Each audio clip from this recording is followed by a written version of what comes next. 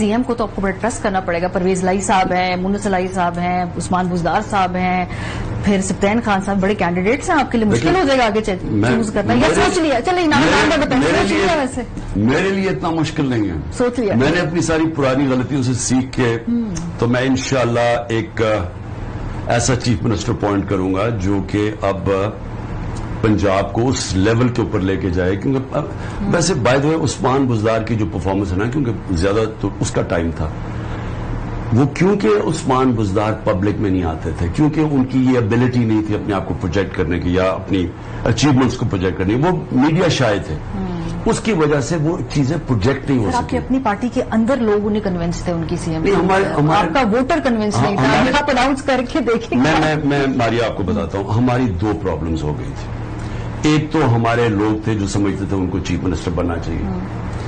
दूसरा, एक जनरल बाजवा ने कॉन्स्टेंटली उस्मान बुजदार के खिलाफ कैंपेन चलाई.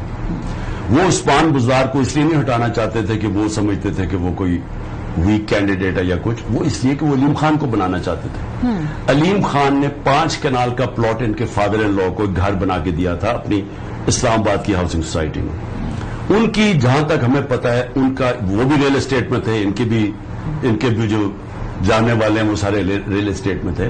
मैं उनको समझाता रहा कि मैं उसको इसलिए नहीं बना सकता क्योंकि एलडीए ने मुझे पूरी आके प्रेजेंटेशन दी इस्लामाबाद में कि इन्होंने इलीगल जमीनों के ऊपर इलीगली कब्जा कर लिया है, जो कि फॉरेस्ट की जमीन है, जो रिवर बेड के अंदर जमीन है. उन्होंने मुझे पूरी प्रेजेंटेशन दी. अब मैं इसको समझा रहा था, मैंने कई दफा बाजवा को बताया कि ये इशू है, लेकिन बाजवा साहब के सामने करप्शन इशू नहीं था कोई. तो वो मुझे बार बार कहे कि अलीम खान को, जब अलीम खान को फाइनली हमें जब चॉइस कोई नहीं थी बनाया, तो परवेज लाई ने कहा मैं इसको नहीं एक्सेप्ट करता. अब जो आजाद उम्मीदवार हो पीटीआई के, नाराज हमेशा इलेक्शन से पहले फटा पड़ता है ना. जिनको टिकट नहीं मिलता वो कहते हैं आजाद इलेक्शन लड़ेंगे, वो वोट काटते हैं, वोट तोड़ते हैं, फिर शायद दोबारा आपसे कहें कि सीटें जीत के ये भी कह सकते थे कि हमें दोबारा शामिल होना चाहेंगे. तो एक पोलिटिकल साइकिल है. तो वो ये खदशा है आपका? देखिए, इस बारी इंशाल्लाह जो पीटीआई का टिकट है ना उसको वोट पड़ेगी.